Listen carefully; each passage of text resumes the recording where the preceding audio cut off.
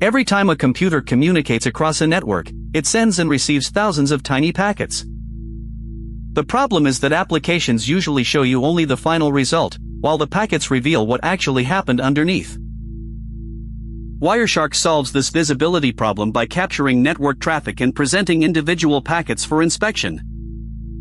Instead of guessing whether the network, application, or server is responsible for a problem, an analyst can inspect the evidence directly.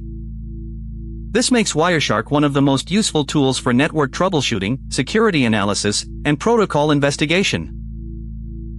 Inside a capture, you can encounter protocols such as TCP, DNS, TLS, HTTP, ARP, ICMP, and many others. The key skill is learning how to move from thousands of packets to the small number of packets that actually explain the problem. Before Wireshark can analyze traffic, it needs access to packets moving through a network interface.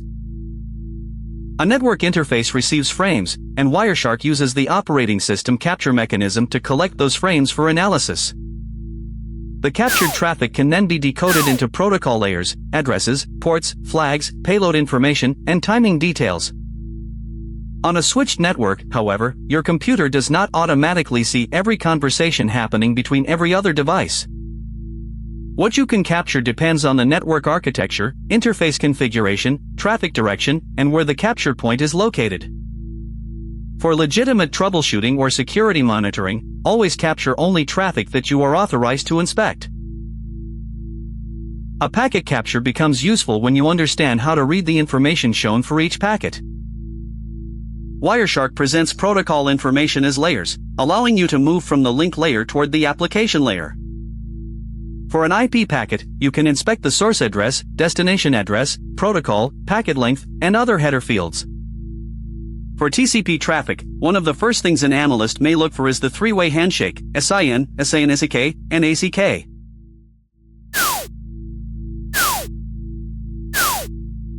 If the handshake repeatedly fails or packets are retransmitted, the capture can provide clues about connectivity, latency, or packet loss. Wireshark can also show sequence numbers, acknowledgements, window information, retransmissions, and timing between packets. A busy capture can contain thousands or millions of packets, so manually inspecting every packet is not practical. Display filters allow analysts to reduce a massive capture to only the packets relevant to a particular investigation.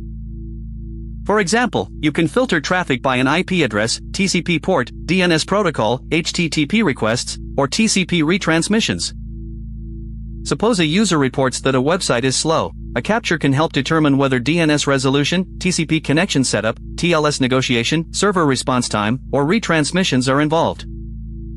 That is where packet analysis becomes more powerful than simply checking whether a website appears to be online.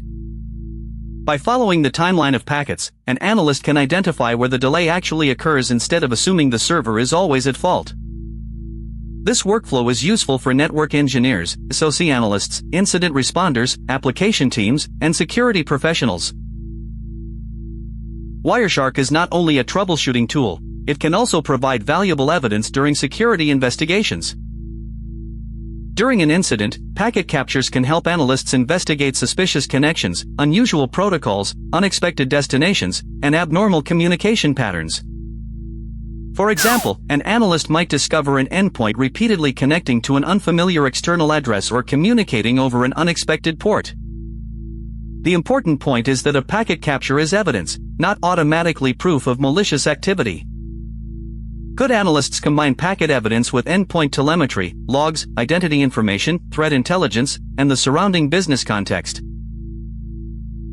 If you want to become effective with Wireshark, start by learning how to capture traffic, understand protocol layers, recognize TCP behavior, and build useful display filters. Then practice using real packet captures to troubleshoot DNS failures, TCP retransmissions, slow applications, and suspicious network behavior.